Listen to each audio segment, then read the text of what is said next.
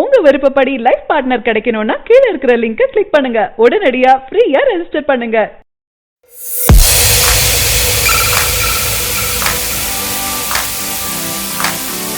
தளபதி விஜய் படம் என்றாலே பல விதமான ஸ்பெஷல் விஷயங்கள் இருக்கும். அவரின் நடிப்பில் வெளியாகி இருந்த கத்தி படம் மிக முக்கியமான படமாக இருக்கு. இந்த படத்துல முருகதாஸ் அனிருத்துடன் கூட்டணி அமைச்சிருந்தாரு. இந்த படத்தில் அனிருத் இசை அமைத்து அனைவருக்கும் பிடித்த மாதிரியாக இருந்தது. இந்த படத்துல ஒரு பாடலை ஹிப்ஹாப் ஆதி பாடியிருந்தாரு. அந்த பாடல் பலரையும் ஈர்த்தது.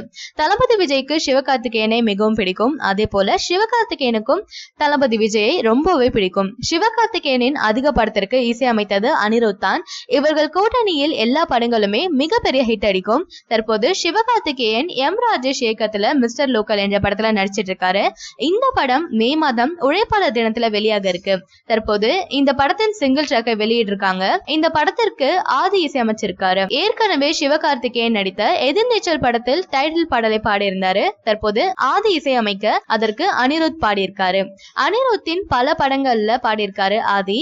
தற்போது முதன்முறையாக ஆதியின் ஒரு படத்திற்கு அனிருத் பாடியிருக்காரு. இந்த பாடல் தற்போது பெரும் வரவேற்பு பெற்றிருக்கு. இந்த படத்தில் சிவகார்த்திகேயனுக்கு ஜோடியாக நயன்தாரா நடிச்சிருக்காங்க. ஏ.ஆர். ரஹ்மானுக்கு கிடைத்த மிகப்பெரிய கௌரவம். தமிழர்களுக்கு பெருமை சேர்த்ததில் முக்கியமான ஒருவர் ஏ.ஆர். ரஹ்மான். அவரின் புகழ் உலகெங்கும் பரவி இருக்கு. பல விருதுகளை வாங்கியுள்ள ரஹ்மானுக்கு தற்போது மீண்டும் இன்னொரு விருது கிடைச்சிருக்கு. மெர்சல் சர்க்கார் என தொடர்ந்து விஜய் படங்களுக்கு இசையமைச்சிட்டு இருக்காரு. மீண்டும் அட்லி இயக்கத்துல விஜய் நடிக்கும் தளபதி 63 என்று அழைக்கப்பட்டு வரும் இந்த படத்திற்கும் இவர்தான் இசையமைச்சிட்டு இருக்காரு.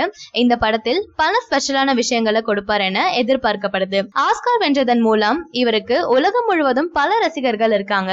அவரின் படைப்புகளை பார்ப்பதற்கு பலரும் காத்துட்டு இருக்காங்க. தற்போது உலக அளவில் மிகப்பெரிய எதிர்பார்ப்பில் இருக்கும் அவெஞ்சர்ஸ் படத்திற்கு இவர் ஒரு ஆந்தம் பாடலை இசையமைத்திருக்கார் என்பது குறிப்பிடத்தக்கது. தற்போது யூடியூபில் இருந்து அவருக்கென்று ஒரு விருது கொடுத்திருக்காங்க. யூடியூப்ல அவருக்கென்று ஒரு தனி பக்கம் இருக்கு.